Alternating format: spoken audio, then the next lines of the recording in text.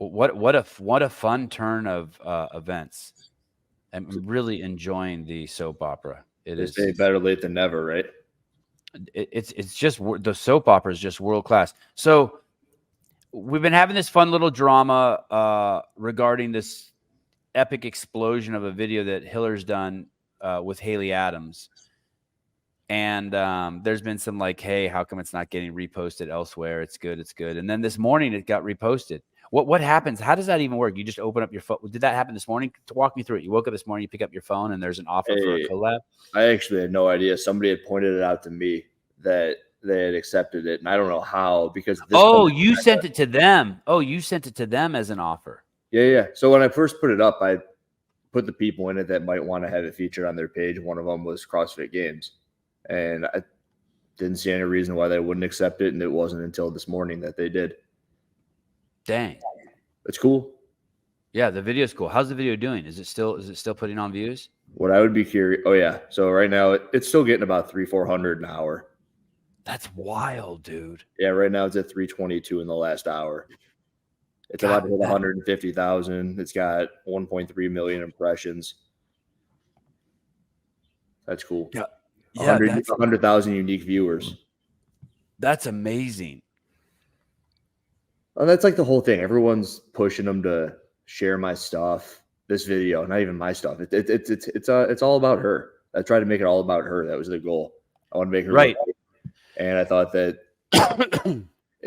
I knew that it would do well. It's got 1.3 million impressions. The reason I say that is because it doesn't need CrossFit to do anything for it. I think it's good for her. Hey, how did you get the idea to work with Haley Adams? So let me pigeonhole you for a second. You're this guy. You make videos. They're usually in the realm of 5 to 20 minutes long. They are hot takes or kind of deep. Even they're both on both ends. They're hot takes or deep examinations of something. You'll spend 15 minutes breaking down someone's squat and showing how they did it wrong or something. Or something else will be like claiming someone maybe was taking substances. And then all of a sudden, there's this deeply intimate piece on. We get a Will Leahy, Haley Adams, and a couple Tyson Bagent pieces. What happened? What was the shift? Just as a filmmaker, as a creator, as a storyteller, like tell me, and why Haley Adams? Why her of all people? And what made you think she would do you? There was a little bit of, I would say there was a little bit of she was incredibly trusting with me from the onset of all of it. I think we just started talking through Snapchat at one point, which is, if you've watched the video, her main means of communication with a bunch of people. Through that, it's one of those where I think I've told you this. I like to reallocate followers. So let's say that Danny Spiegel's got 1.8 million, and I want to try to give some of them to Bill Leahy. I tried to pump up his subscribers, and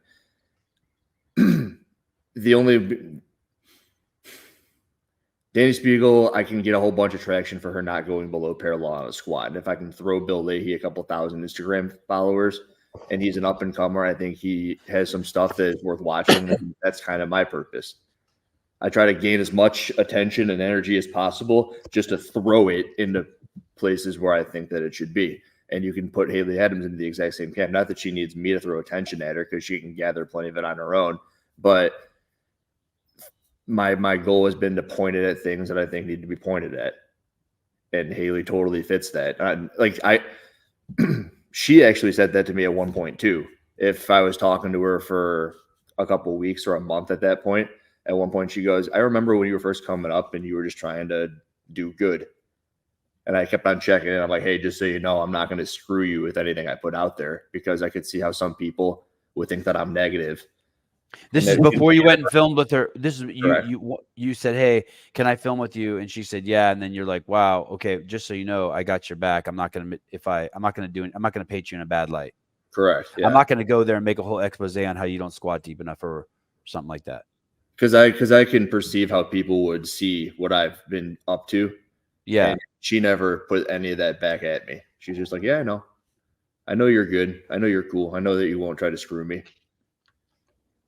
That was cool. And And so you go out there, and did you plan on it being that kind of a piece, that intimate? Did you plan on?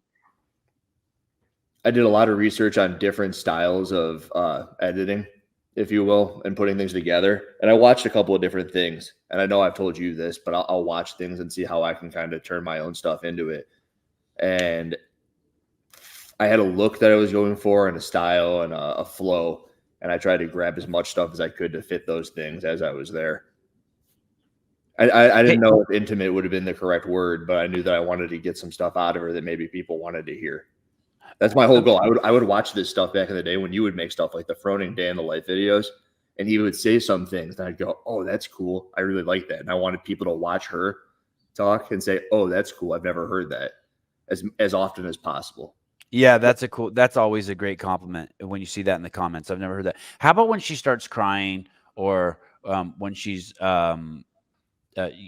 doing deep reveals on herself? You know, she's revealing herself. Were you comfortable in that? Did you get excited? Did you want it? Did you like to continue it? Did you? So I mean, for some filmmakers, that shit's uncomfortable. She's a little bit practiced in it, which is cool because it's I would say a lot of the stuff is stuff that her and I had discussed already. And what I mean is she's practiced is when I ask her a question, she could say, "You already know that," or "Where are you going with this?" But she knew that it was kind of going for other people at that point too. It wasn't uncomfortable for me, and I'm happy that she was ready to give it. She was ready to. Yeah. And also when I gave her the video, I go, "Hey, I just want you to be able to watch this before I put it out." And she was just cool with it. Like she didn't say remove any of it. As far as the words she had said were, I didn't. Yeah. I thought maybe potentially the part on her being a skeleton, she might be a little bit iffy with because of the things that she said in the past. But no, she was cool with all the. Sorry, I coughed and fucked that up. The part where she said what? There was a part in there where maybe 3/4 of the way into the video, she goes, "I'm not a skeleton anymore. I used to compare myself to all the girls up and down." And I thought maybe that'd be something that you wouldn't want featured in there. And skeleton? Is that the word you're using? I'm not a skeleton anymore? Skeleton, yeah. Meaning she was so skinny? Correct. Wow. Okay. And then she immediately goes into, "I don't judge people's bodies." And that's one of the biggest pieces of feedback I've gotten. People liked how she pushed back on me there. Looking at people. What'd you think of that? Oh, I love it. Because and I think when you watch it, you can see that I didn't like give in to her at that point. I'm just like, well, I do that. How do you feel about this? And I tried to like push back, and it was just cool. Is my mic okay? People are complaining about my mic. Fine. Sounds good. It's just different than what it is normally. CrossFit refusing to use any of Hiller's content is like not allowing a firefighter to pull you from a burning building because they called you the wrong pronoun. Oi. Well, do you have plans to do another one? With Haley? With anyone? Did you have someone else? Anybody who would be willing to let me. You know what's interesting is I'm about to put up this thing on Emma Lawson, and I was finishing you filmed up with her. You filmed with her? Yeah. Not for anything quite like Haley's. It was much quicker.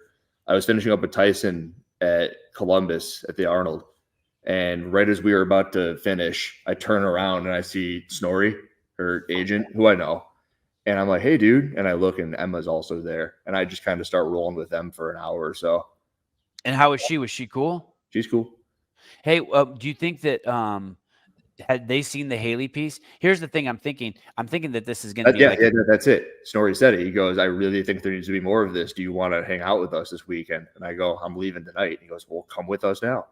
I'm like, "All right." Hey, do you think that if you wouldn't have put out that Haley Adams piece and they hadn't seen it, that he would have been as warm and receptive to you coming along? He said that of the athletes he represents, I've only come after one of them. Mm-hmm.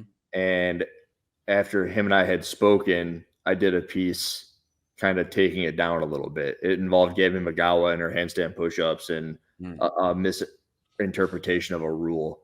That while it still was a rule, he appreciated that I made her look a little bit better when it was all said and done, as it wasn't really her fault at that point. While it is, it isn't, one of those. How do you pay for this? How do you pay for the Haley Adams piece? You don't. That's me. That's on me. So you took all the costs on that. I drove out there. I mean, it was just like gas and food and lodging. So I paid for that. But I mean, that's expensive. It probably cost me, I don't know, $1,500. Yeah. Yeah. So I paid for it. Yeah. I mean, that's a mortgage payment in a home in Alabama. Yeah. But it's totally worth it. It's, I don't know. You do as much as you can to get as much as you can out of a certain part of your life, and then hopefully it pays off later. What is going on? Ground control to Major Sevi. Is my shit fucked up? Someone tell me. No, I don't know. See, that's the thing, man. Like it's a pretty big risk on Hiller's part to do that. Those things when you don't have sponsors. So you remember the other people who have money or who are making content have money coming in that subsidizes the making of their content. You know what happens when I don't accept money? I can do whatever the hell I want.